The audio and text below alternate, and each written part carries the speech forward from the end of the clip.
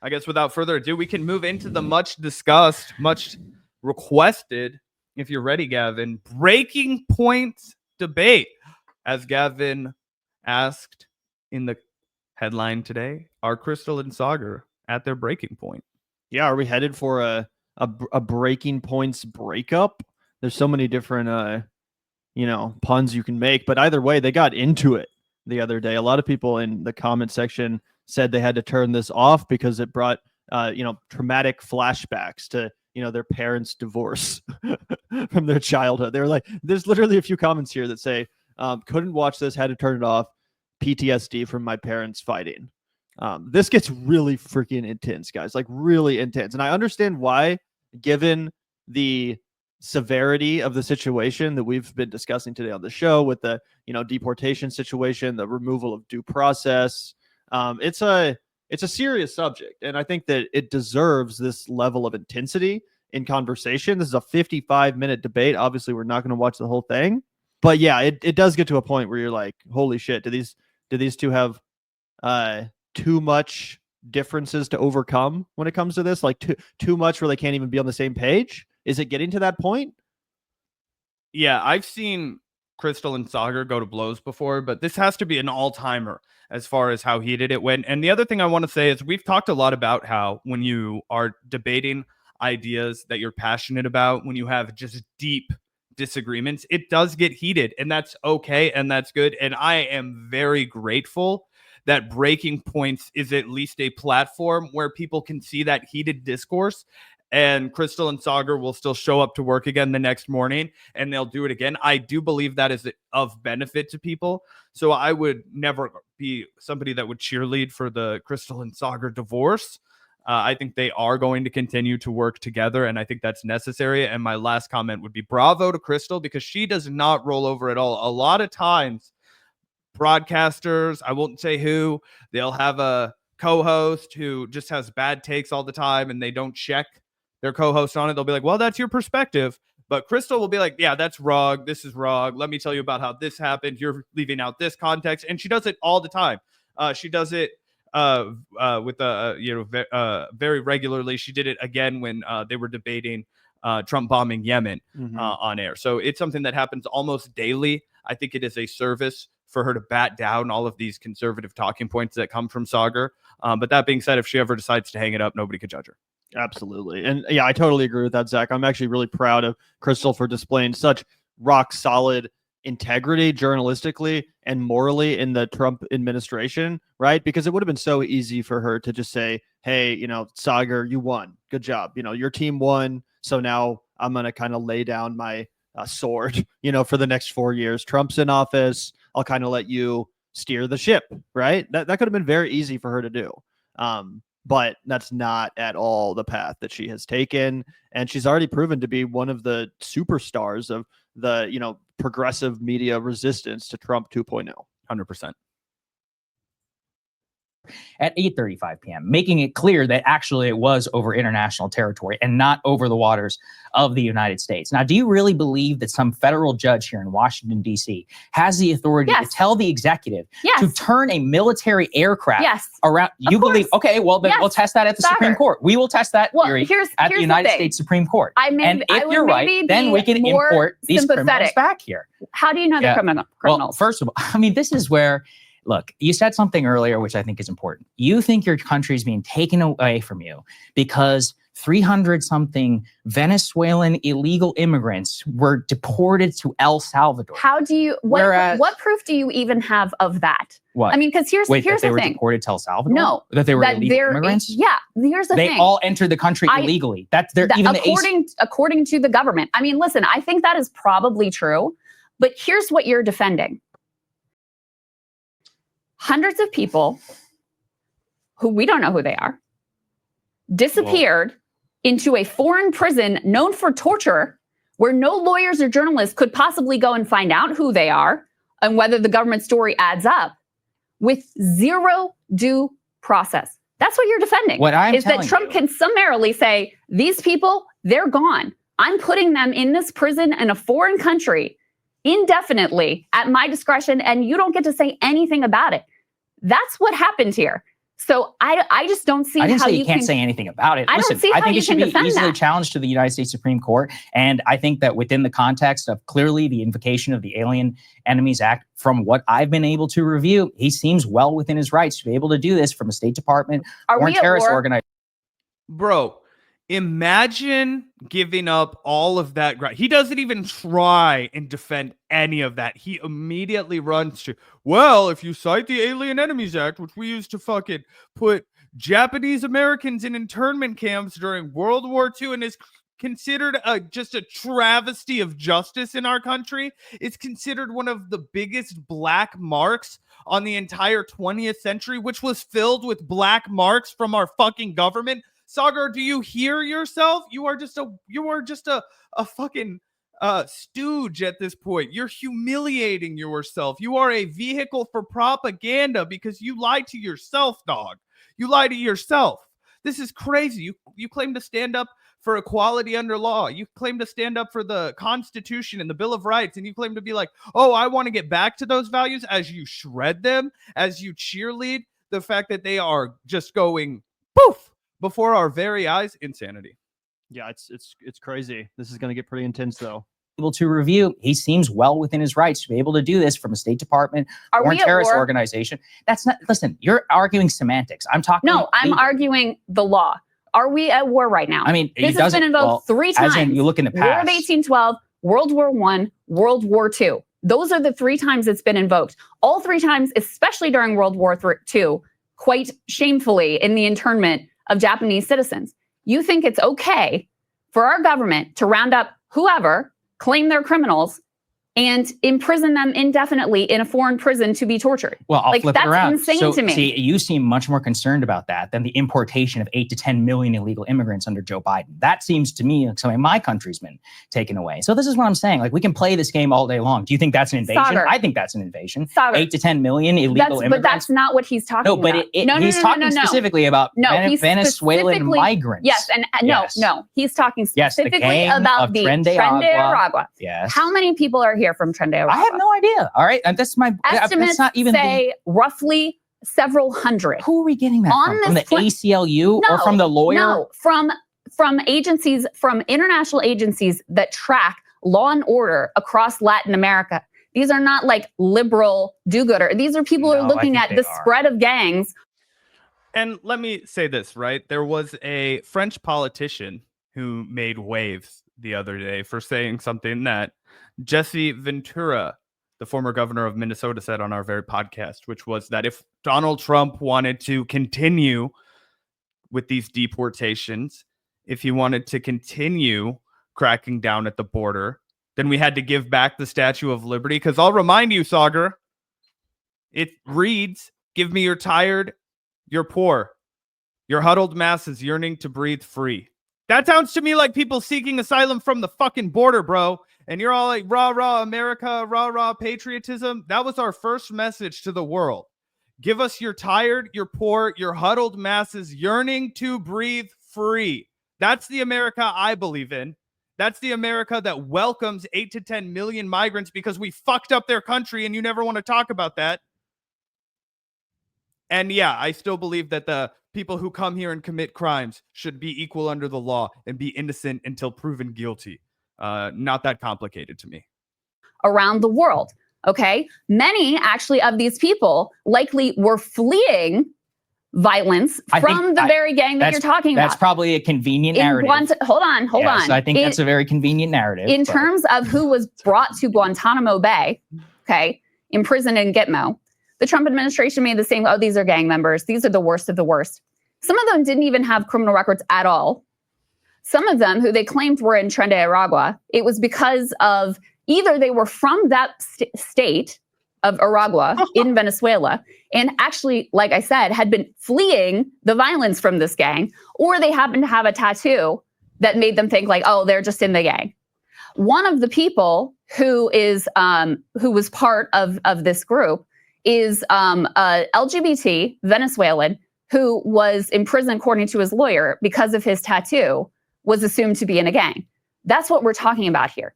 So there is no reason. Why is he being gay or whatever? How is that relevant? Like what? Because how do you This think is it's what I going to mean. go for him, Saagar? What? He's an artist. How do you think this is my whole so point? he's magically allowed presence in the United States. Okay, then don't care that he's gay. Do you care that he was wrongfully imprisoned and disappeared into a foreign jail cell and there's nothing that anyone can do about it? Does that bother you? According to his ACLU lawyer, he's not a part of the Trend Island. Do you truly believe? I'm supposed to trust some open borders lawyer? You truly believe that they rounded up in this? They successfully rounded up every Trender Aragua gang member in the country. And it's funny too. This is obviously insane for so many reasons, but it's funny that Saagar's like, "What? You expect me to trust some lawyers, an ACLU open borders lawyer?" But he is trusting the United States government, like uncritically regurgitating what they say is the reality about these people's situations, their documentation status, their gang affiliation status, whatever. He's willing to completely uncritically regurgitate that. But when it comes to the ACLU and the lawyers that are trying to advocate for the rights that are supposed to be afforded to everyone in this fucking country, all of a sudden it's, why would you trust that? 100%. Not only that, this gentleman was likely an asylum seeker, right? People who are seeking asylum, we often forget, it's not just a term for people who are desperately trying to get into our country. It's a legal terminology. And if you meet that legal terminology, you get to stay in America while your asylum case is being heard, right? And now we're disappearing people before that can happen, right? Before we can even judge if they have a valid asylum claim. So what you do is when you get to America, yes, without the proper paperwork, okay, anybody that's ever traveled internationally, you realize how fucking crazy it is dealing with borders and customs. Okay, I get it's a privileged thing to be able to travel internationally, but if you do take one thing away from it when you go, it's like, man, I really need to get into this country, and it's a pain in the ass, right? Now imagine if you go back home, you're gonna get killed, right? Your family could be in devastating danger, okay? And you're going to the one country that's promised the whole world that if you come there and work hard, you can make a living, you can feed your kids. Yeah. And also, by the way, the gang that's going to kill you, they're going to do it with American guns. And by the way, you know who made that point in like 2016, 2017? Joe Rogan. Remember that clip? He was like, can you fucking believe this? You think these people aren't trying to come here for a better life for them and their family? Like, this is fucking savagery to just deport them when clearly they're just trying to improve the state of them and their families' lives. Yeah, it's crazy. That's it. No, I don't. Mission accomplished. Okay. If anything, there's probably a lot more that need to go. Now, this is actually what I'm saying, is that at the end of the day, within the powers of the State Department, which has declared this in FTO, the powers within the executive are quite clear. I'll also note, Trump literally promised to do this on the campaign trail. So this was one of the most telegraphed actions in modern good history. With it? Are you good with it? I mean, Krystal, random people. Are you good with 8 to 10 million illegal immigrants coming in over 4 years? Quit changing the subject. Yes, I am. You know that I'm fine. Yeah. Okay. So then, are you good with changing the subject? That's an important part of the story. Are you comfortable with random people being snatched up? I don't think that they're random. I think they're illegal immigrants. Okay, give me your proof. What of what? That they entered the country No, give me your proof these are gang members. I don't have to offer that proof. And actually, even the government doesn't necessarily have to do that either for deportation purposes. Are you good with that? With what? Being able to snatch up random people. But they're not random. They're here illegally. They're not citizens. You're fine with, okay, so you criminally entered our country. You think that an appropriate punishment. It's giving me flashbacks watching Saagar argue to the Joseph Gordon-Levitt character in Trial of the Chicago 7. You know what I mean? A guy who will just immediately pivot to something irrelevant to justify someone else losing their fundamental constitutional rights, right? Like they, in the example in the film, right? It's Bobby Seals. Who was a real life guy, but he's played by a man in the movie.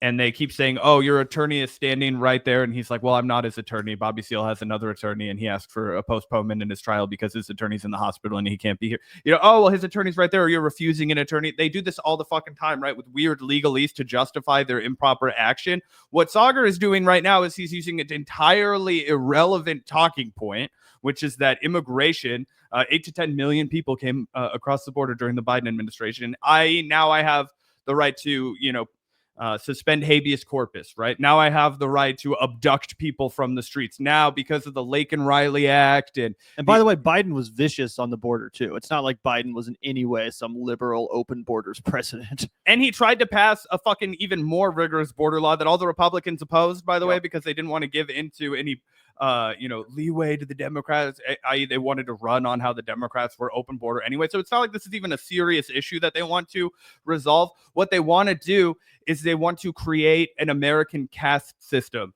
The first will be people who immigrated here with no money and desperation.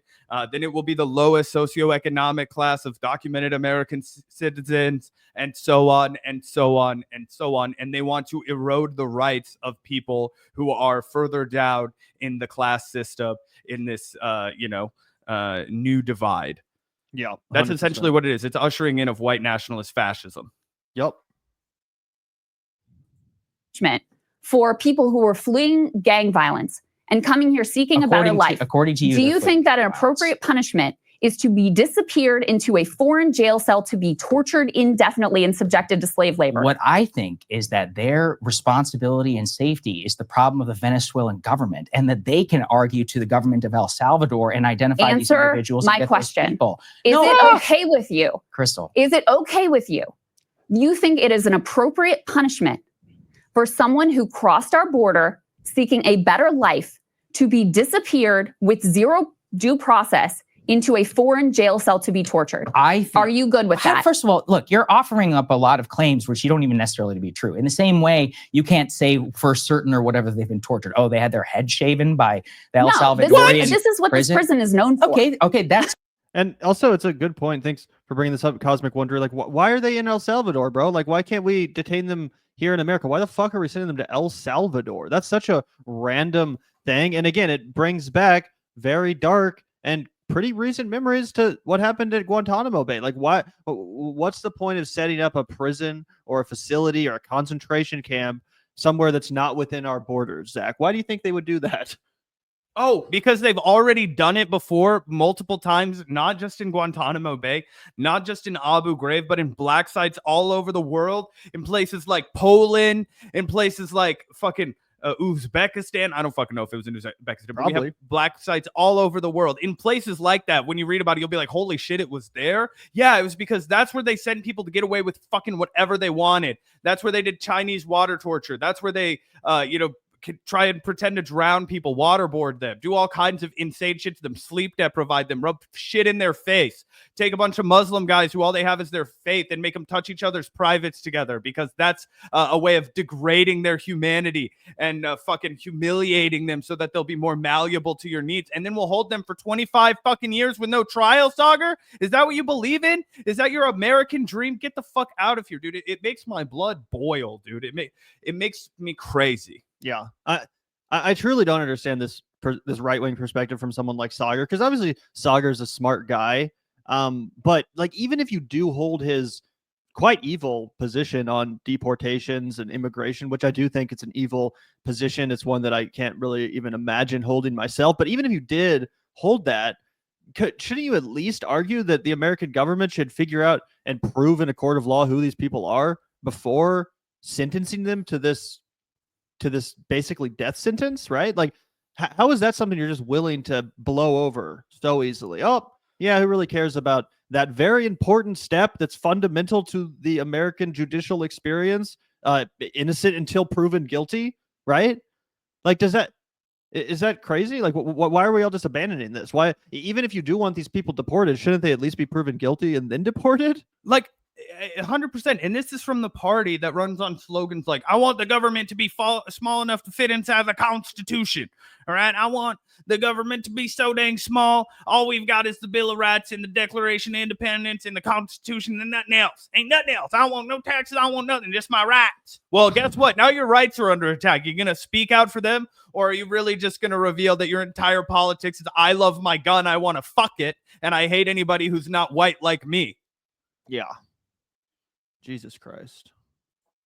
That's the whole point of what this prison is known for. I think it's, look, as I continue to say, when you let in 8 to 10 million people and you elect a president who says, I'm going to use the Alien Enemies Act to mass deport people and stand in front of a sign, and then you win the popular vote, then yeah, I am okay with it. And in fact, the only problem I have with the Trump administration is that they've been prioritizing this stupid shit like trying to deport someone like Mahmoud Khalil for some billionaire donors and not the people who came here illegally. Those people entered our country criminally and illegally. This whole, fleeing a better life is BS. That's not BS. They're economic migrants. Yeah, that's fleeing for a better life. Okay, I mean, there are no problems Krystal, in Venezuela. They take advantage of our laws. They illegally use their I'm asylum asking a status. very discreet question. Yes, I understand that. You think it's okay to then randomly take people we have zero proof that these are gang members, and we should very much mistrust the government because they've been proven to lie about this previously. We should trust them that they're picking up gang members when they can pick up whoever they want and imprison them in a foreign jail to be tortured.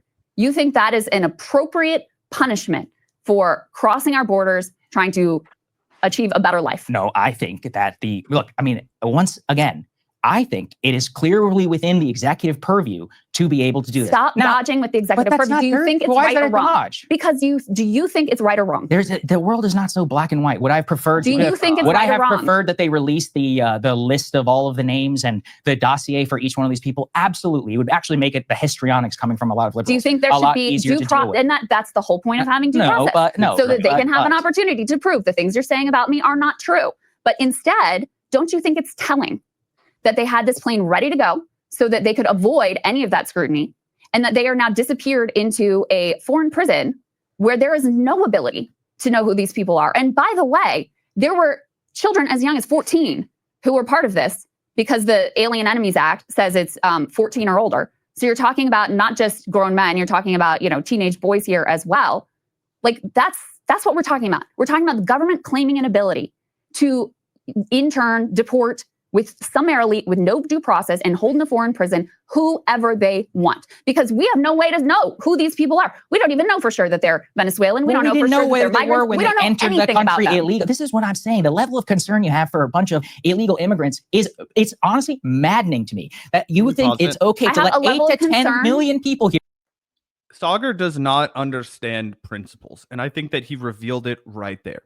He says the level of concern you have for these illegal immigrants. Again, we have not seen evidence in a court of law that they were here undocumented, right? We haven't seen any of the justice in front of a jury of their peers unfold. So we're taking the government's word for it, right? Which is something that we're not required to do under the United States Constitution. So yeah, I do have a problem, and it seems Krystal has a problem with the United States government violating the Constitution, shredding the rights of the people who live in this country before our very eyes. And do you know why, Saagar? Because a right applies to everyone. If that guy doesn't have rights, I don't have rights. Okay? If the government is willing to infringe on the rights of another individual, they are willing to infringe upon my rights. Okay? I don't care if you are accused of being a Venezuelan gang member and an undocumented man. I don't care if you're accused of being a terrorist sympathizer as a college graduate student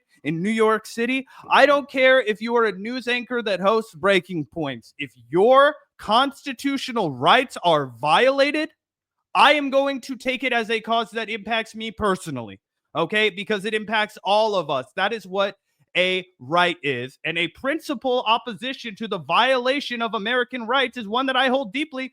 That's one of the reasons I do the show that I do. I would turn the question around and be like, if that's not something that you care about fundamentally, why do you do the show you do? Yeah, 100%. No, that's very well put. I totally agree with you. And let's take a look at the comment section, Zach, because this continues on for literally 55 minutes, guys. I have not even watched the entirety of this. I doubt many people made it through the whole conversation, but I'm glad that Krystal insisted that the dialogue continue, right? That Saagar actually answer for the policy that he's defending here. Because this isn't Fox News. She's not just going to let him get away with some State Department talking points, some, bullshit like that. But yeah, this is the comment that I referenced earlier. When you want to watch the whole thing, but have to take it in 2-minute sessions because you keep getting flashbacks from your parents' divorce. And it does get even more intense. There's a couple points where Krystal straight up, interrupts Saagar or cuts him off, and vice versa. Voices can keep getting raised. You guys can watch the whole debate if you want. But here's another funny question or funny comment. Watch 10 minutes, skipped ahead to a random spot 30 minutes later. Krystal and Saagar still saying the exact same things, which is kind of why we, cut it where we did. You guys can check out the rest if you want. But yeah, the comments go on and on. Most people, luckily, are calling out Saagar. And, we were talking a little bit about this yesterday, Zach. I think you mentioned that it seemed like 2 years ago, the comments on Breaking Points were very anti-Krystal. It was almost completely right-wing. Everyone would be like, this stupid lady needs to shut up and stop pushing back and interrupting Saagar. It was like all these weird, like right-wing chuds that were super hateful towards Krystal. It was very weird because Krystal's a very likable woman. She's professional. She's not rude, whatever. But either way, now it seems to be the opposite. And it does seem to be a lot of people pointing out Saagar's insane hypocrisy. For example, right here, Saagar, I don't trust the government to pay for everyone's healthcare. Also, Saagar, I trust the government to disappear immigrants to gulags, which unironically is what is happening. And as you said, Zach, that also kind of speaks to the hypocrisy from the right wing as it relates to small government and big government. Yep. And if you scroll back up a little bit, there's another gotcha on Saagar. I think it's the third comment down, where it's like, Saagar, I trust the courts to, keep Donald Trump in check. And then it's like Trump brazenly defies court order. This is what the people voted for. It's like, dude, we can see what you're doing. You are basically being the last I'm a reasonable MAGA bro, trying to launder all of these deeply unreasonable, deeply fascist, deeply un-American policies that are coming from the executive branch right now. Yep, 100%. And this is a great point, too. As a journalist, wouldn't Saagar be interested in investigating if the government was being truthful? Again, he seemed far more skeptical of the ACLU lawyer representing these migrants than he did of our government. The number one rule of journalism is to not trust the fucking press release from the feds, right? You don't trust the cop statement. You don't trust the press release from the president. No, your fucking job is to be the watchdog, not just to regurgitate uncritically what people in power want you to disseminate to the, easily propagandized masses. So either way, I don't see anyone defending Saagar here. No, deportation is one thing, but sending someone to prison without a conviction is quite another thing entirely. And that's kind of what I was saying, right? Even if you want to have this barbaric, evil position that people who aren't here, legally should be deported, shouldn't you at least prove it in a court of fucking law? Shouldn't you at least give them due process? If it's so obvious they're here illegally and have committed crimes, well, it shouldn't be that hard to charge them then and then get them the fuck out of here, right? Like that doesn't sound like it would be that hard. Yeah. And there's no consistent guideline here. They're just going to cheerlead and move the needle for whatever Donald Trump does. I remember when Saagar was talking about how Donald Trump was the more peaceful candidate, right? Donald Trump was going to be able to get in there and and stop the United States aggression, right? America first, baby, right? And Krystal Ball has to come in again and remind the audience, Saagar, every living Trump supporter, that Trump and his senior officials' justifications for attacking the Houthis are not, they use the word misleading. I would call it a straight up lie. The group had neither targeted nor threatened U.S. vessels since the Gaza ceasefire until the United States struck more than 30 sites over the weekend, and basically just sending a fuck you to the entire nation of Iran, saying that anything that the Houthis do, we're holding you responsible for because we are desperate to escalate with you. And the only way we can sell it to the American people is if we tell them it's your fault, right? So the last line that we have for the people are individuals like Krystal, who are sitting here every single day and sifting through the propaganda and lies in real time as Saagar spews it. And then, we try our best to act as a megaphone and remind you guys, yeah, hey, this is important. This is Saagar Enjeti, who fancies himself a free thinker, just swallowing the fascism pill.